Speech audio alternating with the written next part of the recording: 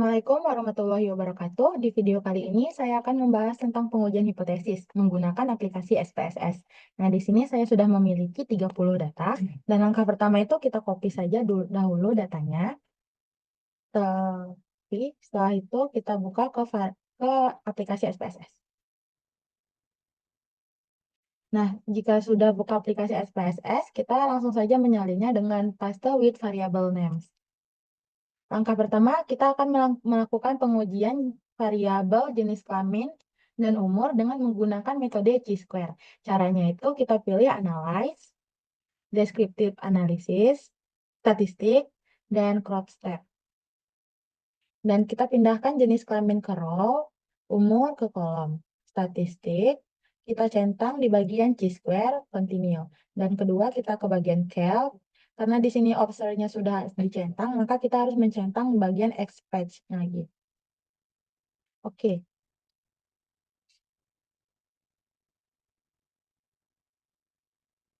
Nah, maka kita akan mendapatkan penampakannya seperti ini. Di sini kita bisa melihatnya di bagian tabel chi-square test. Di sini kita bisa lihat di bagian signifikannya bahwa kita mendapatkan hasil sebesar 0,0 saja. Jika hasilnya lebih dari 0,5, maka kedua variabelnya tidak berhubungan. Namun jika hasilnya kurang dari 0,5 atau sama dengan 0,5, maka dapat dikatakan variabelnya berhubungan. Nah, dari data kita ini hasilnya 0,00, maka kedua variabelnya dapat dikatakan berhubungan. Selanjutnya, kita akan melakukan uji variabel selanjutnya. Namun kita harus melihat melihat normalitinya dahulu dari variabelnya dengan cara pilih analyze, descriptive statistik, dan pilih export. Pilih variabel yang diuji ke dependent, plots, checklist normality plots-nya, terus continue. Selanjutnya oke. Maka maka akan muncul hasilnya seperti ini dan kita bisa melihat di bagian test of normality. Di bagian Shapiro wheel yang signifikannya. Untuk hasilnya itu etika kerja sebesar 0,78, disiplin sebesar 0,0, motivasi sebesar 0,0, dan kinerja sebesar 0,0. Maka dapat dikatakan variabelnya ini tidak normal. Nah, jika variabel yang diuji itu keduanya tidak normal, maka pengujian dengan cara uji korelasi Spearman. Jika salah satu datanya Anda yang normal, 1, dan tidak normal, 1, maka pengujiannya tetap korelasi Spearman. Cara pengujian Spearman itu adalah kita pilih analyze, pilih correlate, pilih di bagian private-nya. Kita pindahkan variabel yang mau diuji, yaitu pertama kinerja dengan motivasi. Checklist bagian Spearman-nya, terus tekan OK.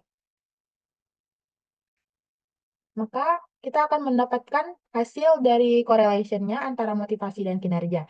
Cara bacanya ini kita bisa lihat pada bagian signifikannya itu mendapatkan hasil sebesar 0,000. Maka dapat kita simpulkan bahwa hubungan kedua variabel ini sangat rendah dan dapat kita lihat dari tabel seperti ini.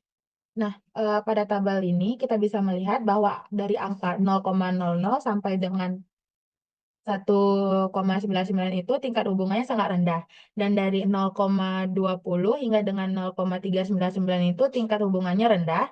Sedangkan dari 0,040 hingga dengan 0,599 itu tingkat hubungannya sedang. Dan dari 0,60 hingga dengan 0,799 itu tingkat hubungannya kuat. Dan dari 0,80 hingga dengan 1,00 tingkat hubungannya sangat kuat. Cara pengujian selanjutnya itu sama dengan variabel sebelumnya, yaitu dengan cara uji Spearman, karena variabelnya ada di tidak normal. Dan kita bisa melihatnya dari bagian analyze, di bagian correlate, di private, dan kita pindahkan dahulu motivasi ke sampingnya, dan kita pindahkan disiplin ke variabelnya, dan kita centang di bagian Spearman. Oke. Nah, kita akan mendapatkan hasil seperti ini. Jadi, kita bisa melihat itu pada bagian signifikannya, yaitu dengan hasil 0,8653. Jadi, dapat kita disimpulkan bahwa hubungan antara dua variabel ini sangat kuat. Maaf, hubungan antara kedua variabel ini kuat. Dan karena dapat kita lihat pada data ini, yaitu dari 0,60 hingga 0,799 itu dapat kita katakan tingkat hubungannya itu kuat. Nah, kita akan kembali ke bagian SPSS lagi. Terakhir itu kita caranya sama juga seperti yang sebelumnya. Dari pengujian Spearman, karena etika kerja itu variabelnya normal, sedangkan kinerja variabelnya tidak normal. Nah, langkah pertama itu kita klik ke Analyze, ke bagian Correlate dan Private. Kita pindahkan disiplin ke samping, dan kita pindahkan etika kerja ke variabelnya, dan kita klik di bagian Spearman. Oke. Nah, di sini kita untuk membacanya itu kita bisa melihat di bagian signifikannya yang mendapatkan hasil sebesar 0,355. Maka dapat kita simpulkan bahwa hubungan kedua variabel ini rendah karena dapat kita lihat dari tabel sebelumnya juga di tabel sini.